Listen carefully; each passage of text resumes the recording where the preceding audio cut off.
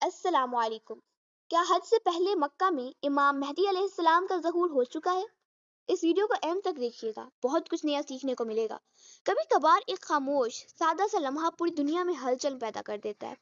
ایک نظر، ایک چہرہ، ایک ویڈیو، اور پھر ہزاروں لاکھوں لوگ حیرانی میں ڈوب جاتے ہیں۔ آج کا دور ایسا ہے جہاں ایک سادہ سی ویڈیو چند گھنٹوں میں دنیا بھر میں وائرل ہو جاتی ہے، اور ایسی ایسی باتیں سامنے آ سکتی ہیں جو پہلے کبھی کسی نے سوچی بھی نہ ہو۔ حال ہی میں ایک ایسا واقعہ پیش آیا جب مکہ میں ایک اجنبی شخص کی ویڈیو سوشل میڈیا پر وائرل ہو گئی، اور وہ شخص تنہا تھا، کسی عبادت میں مشغول، یا شاید عام لوگوں کی طرح طواف کر رہا تھا۔ لیکن آنکھوں نے اس شخص کو کچھ اور سمجھ لیا۔ ویڈیو میں ایک خوبصورت چہرہ نظر آتا ہے، گورا رنگ، لمبا قد، تیز اور بلند ناک، پیشانی پر روشنی اور آنکھوں میں سکون۔ اور یہ ویڈیو رمضان المبارک کے فوراً بعد مکہ میں بنائی گئی تھی، اور یہ دیکھتے ہی دیکھتے خاص طور پر انڈونیشیا میں بہت زیادہ وائرل ہو گئی۔ وہاں کے لوگوں نے اس ویڈیو پر رد عمل دیتے ہوئے یہ کلیم کیا کہ یہ شخص امام مہدی علیہ السلام ہو سکتا ہے۔ کچھ لوگوں نے تو یہاں تک بھی کہہ دیا تھا کہ وہ یقین رکھتے ہیں کہ یہی مہدی علیہ السلام ہے۔ ویڈیوز، تجزیے، مباحثے، سب کچھ چند دنوں میں سامنے آ گیا، اور وہ شخص جو شاید خود اس صورتحال سے لا علم تھا، دنیا بھر کی توجہ کا مرکز بن گیا۔ یہاں تک تو ایک عام سا مشاہدہ ہو سکتا تھا، لیکن جو بات حیران کن ہے وہ یہ کہ اس شخص نے خود نہ کبھی کوئی دعویٰ کیا، اور نہ کوئی بات کہی، نہ کوئی پیغام دیا۔ وہ خاموش تھا، عبادت میں مصروف تھا، اور لگتا تھا کہ اس سے ان ساری وائرل ویڈیوز اور دعووں کی خبر بھی نہیں تھی۔ لوگوں نے بس اس کے چہرے کو دیکھا، نورانیت کو محسوس کیا، اور خود ہی اسے اپنے خیالات کو کسی پیش گوئی کے ساتھ جوڑ لیا۔ اب سوال یہ ہے کہ کیا صرف کسی کے چہرے کی خوبصورتی، اس کی پرسکون شخصیت یا روحانی انداز کافی ہے کہ ہم اسے امام مہدی علیہ السلام مان لیں؟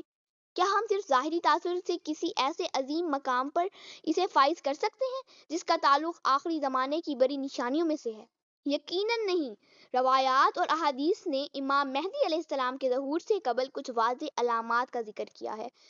ایک اہم نشانی یہ ہے کہ جس سال امام مہدی علیہ السلام کا ظہور ہوگا، اس سال رمضان کی پہلی رات کو چاند گرہن اور 15ویں رات کو سورج گرہن لگے گا۔ یہ ایک ایسی علامت ہے جسے معروف محدثین اور علماء نے بار بار نقل کیا ہے۔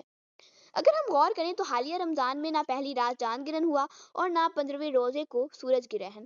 اس لیے یہ مان لینا کہ امام مہدی علیہ السلام آ چکے ہیں صرف ایک ویڈیو کی بنیاد پر ایک انتہائی غیر ذمہ دارانہ طرز عمل ہوگا۔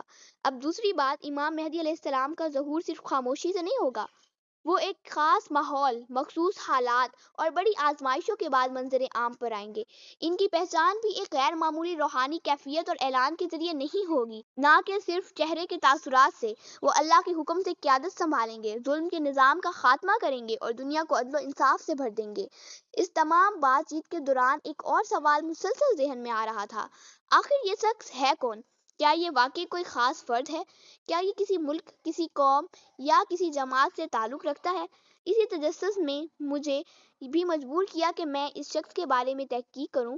حیرت کی بات یہ ہے کہ اس شخص کے بارے میں کوئی سوشل میڈیا پر معلومات موجود ہی نہیں۔ آخر میں یہی کہنا چاہتی ہوں کہ جو لوگ اس شخص کو امام مہدی علیہ السلام کہہ رہے ہیں، وہ در حقیقت ایک بڑی غلطی کر رہے ہیں۔ نہ یہ شخص کوئی دعویٰ کر رہا ہے، نہ اس کے ارد گرد وہ علامات ہیں جن کا ذکر احادیث میں کیا گیا ہے، بلکہ حقیقت یہ ہے کہ ایسی ویڈیو اگرچہ پرکشش ہوتی ہیں، مگر ان پر قیاس کرنا فتنے کو جنم دیتا ہے۔ امام مہدی علیہ السلام کا آنا ایک طے شدہ امر ہے، اور ان کی پہچان ایک واضح غیر مبہم انداز میں ہوگی۔ یاد رکھیں، سچائی صرف دیکھنے میں نہیں، تحقیق میں ہوتی ہے۔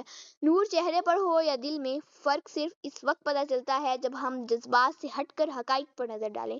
اور امام مہدی علیہ السلام کا ظہور ایک مقدس بات ہے۔ اسے سادگی سے جوڑنا یا جذبات میں آ کر فیصلے کرنا نہ صرف گمراہی ہے بلکہ پوری امت کے لیے خطرہ بھی ہو سکتا ہے۔ وما